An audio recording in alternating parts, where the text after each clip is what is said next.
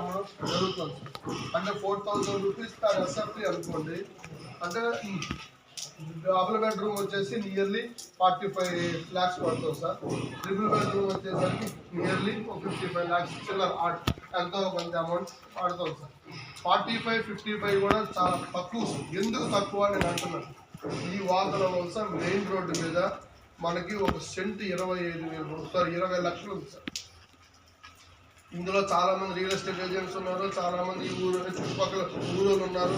నేను చెప్పింది నిజమో అబద్ధం మీకే 20 lakhs సైట్ వాల్యూ పోతే మిగిలిన లక్షలు అవునండి. మీకు సెంట్ 20 లక్షలు ఇక్కడ మనకి ఉంది. ఉందో లేదో మీ అందరికీ ఓకే.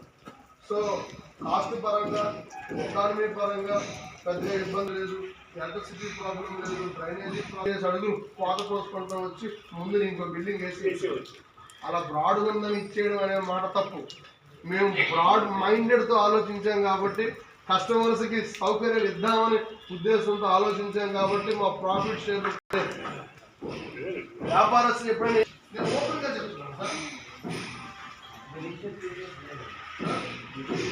నేను అదే చెప్తున్నాను సార్. ఎందుకంటే ఇంత కాన్ఫిడెంట్ నేను మరి ఓపెన్ ఏరియా కదా, పీస్ఫుల్ ఏరియా తగ్గుతుంది.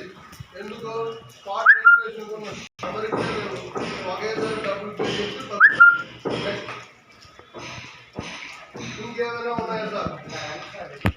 4,000 రూపీస్ సార్ ఎస్ఎఫ్టీ సార్. ఏ అపార్ట్మెంట్ కొన్నా బిల్డర్ అపార్ట్మెంట్ కడతాడు, అమ్మేస్తాడు, వెళ్ళిపోతాడు. ఒక్కడితో వరకు బిల్డర్ రెస్పాన్సిబిలిటీ. ఇది ఎక్కడ కూడా లేదు, కొట్టుమని కోర్టు. అంతేగాని మీరు, ఎందుకంటే government of India guide lines దానికి మించి మనం బయటకు వెళ్ళాం కదా. ఏం లేదు సార్, 45 lakhs అనేది నేను మీకు డబుల్ బెడ్రూమ్ ఫ్లాట్ చెప్పాను కదా. రిజిస్ట్రేషన్ ఛార్జెస్ ఎక్కువ పెంచి మీరు ఆడి ఇబ్బంది గవర్నమెంట్కి ఆదాయం కావాలి. 25 lakhs వరకు బ్యాంక్ అనేది లోన్ ప్రొవైడ్ చేస్తుంది. మిగతాది అండర్ కన్స్ట్రక్షన్ లో ఉన్నాం కాబట్టి ఈ ఫ్లోర్ కి రేట్ అని మేమేమి ఫిక్స్ చేయలేదు సార్.